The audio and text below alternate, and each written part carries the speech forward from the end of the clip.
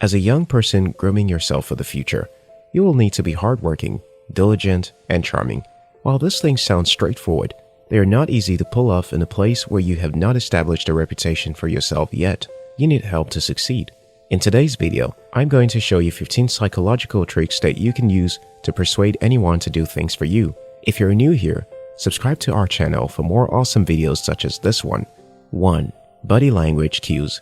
If you want someone to do something for you, don't just talk. Let your body also send signals. Here's an example. If you want an early leave and there is no big pending project at the office, if you come to meet your supervisor concerning this, you can tell them why you need the early leave. Your reason could vary from health reasons to taking a break from work and trying to figure out some mental challenges. It could be anything. But then add that you're willing to add extra time when you return in order to make up for any work that comes while you're away, which technically means that you may still put in the time you're spending on your leave when you get back. Everybody wins. When you ask him, ensure your arms are not folded. Make eye contact and smile from time to time. I'm sure you will get it. Have you ever used body language to communicate appropriately while running for student council in college? Did you shake hands with people and make eye contact while canvassing for votes? 2.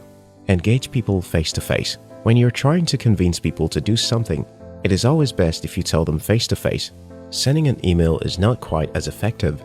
According to Lifehack blog, in politics, there are lots of studies that show that face-to-face connect is the most effective method of all in persuading people to vote for a candidate or cause. Remember to smile. Not smiling may make you appear unattractive to the person. 3. Use the power of touch. As a salesperson in a store, getting people to touch the product is the winning ticket to getting them to buy. A lot of studies have shown that people who touch items in a store have the highest probability of buying the items. A touch is a potent tool of persuasion. If a person is refusing an offer and you hold their hand gently and explain to them, it can swing their decision in your favor. Studies have also shown that touch can put people in a better mood. You can use this trick to your advantage.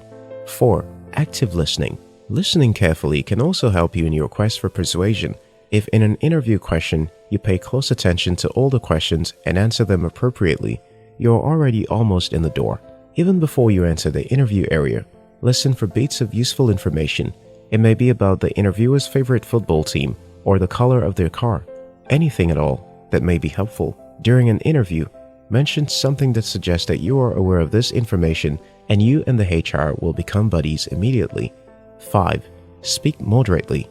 Some of you are speech mavericks. You talk as though your life depended on it and speak so fast they would have to record you and play back slowly to get what you are saying. According to the University of Michigan, US, researchers found that the rate of speech when persuading was an important and often overlooked factor. Speech rates, pitch, and fluency were all measured in telephone interviews where they were trying to persuade people to take part in the survey. The optimal speed of speech was about 3.5 words per second, which are moderately fast. Speak a bit slowly and clearly. You sound more persuasive that way. 6. Be flexible with your tactics. Don't become rigid because one strategy has worked before. It doesn't work like that. Learn to be more flexible to use several approaches as the situation demands to get what you want. You can try talking if it's not working. Try body language. If body language is not working, try listening. Either way, keep trying. Children are typically good at this when they want to get something from their parents. They sulk, cry, scream, and sometimes just go quiet. They always win. 7. Social proof. When having a conversation with someone, you can support an argument by citing social proof. You can, for example, say that everyone agrees with you, or that it is a common knowledge. When you say it like that, it doesn't leave room for much argument again. It works because people want to feel like they are in the majority naturally. They want to be part of the in-group. So, if you can convince someone that most other people believe something, they are much more likely to agree with you. Makes sense, right? Have you used this on anyone yet? You probably have. 8. Using a deep voice. For some psychological reason, deep voices are persuasive. There is something about those voices that make you want to agree with them. When someone has a deep voice, he is perceived to be an alpha male, the person who everyone must look up to. As a result, he automatically is given a sense of authority in group situations. People always react emotionally to situations rather than logically. That is why the tricks of persuasion always works. Do you have a baritone voice? I don't. But hey, there are many other persuasion tactics you can apply for yourself. 9. Use branding. Many people who have done this successfully are associated with the things their brands is about. If you want to persuade customers about the authenticity of your products, bring them under a brand. What comes to your mind when you think LG? What comes to your mind when you think Samsung? How about Nike? In each of these instances, you will likely have thought electronics and sports shoes respectively. This is the power of branding. It is an exceptionally persuasive tool that can be used to get people to patronize products or services. People too can be branded. 10. Speaking in a succinct manner. Even after college, some people will go to interviews with erroneous belief that speaking in an unclear and grandiose manner will get them in. They are usually wrong. In business, time is money. To maximize your time, you have to speak efficiently, straightforwardly, and smartly. People who adopt this manner of speaking are usually very persuasive. Don't talk about the history of a product when trying to sell it. Tell the prospective buyers or investors the problem it solves and how efficiently it does it. 11. Use extremes to persuade.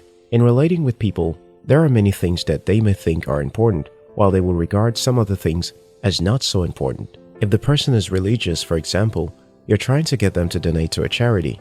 You can tell them that giving is one of the most important things Christ preached. Christ did preach giving, but he said love was the most important thing.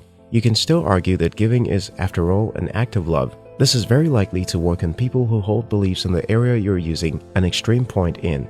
12. Appeal to authority. If you are not sure the person will believe something simply because you said it, you can cite a notable figure of authority who supports your argument to persuade the person that the opinion is valid. College students use this on their professors a lot. When they know that the professor admires an authority in a subject he or she is teaching them, he or she will then write an essay, making an argument that is supported by such people to persuade the professor of the credibility of their argument.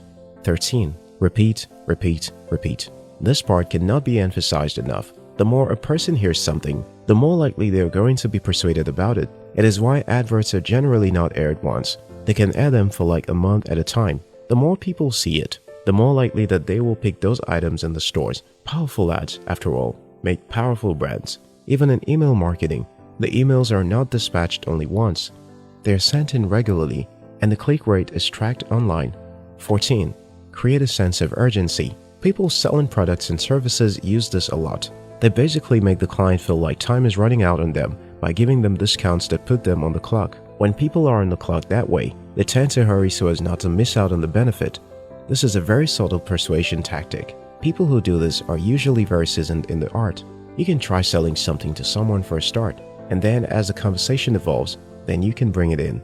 15. Appeal to general acceptance. According to Reality Check, general acceptance refers to the norms of a certain society in a certain period. These are the political and social pressures that shape how we interact with each other and the things we do in our lives on a day-to-day basis.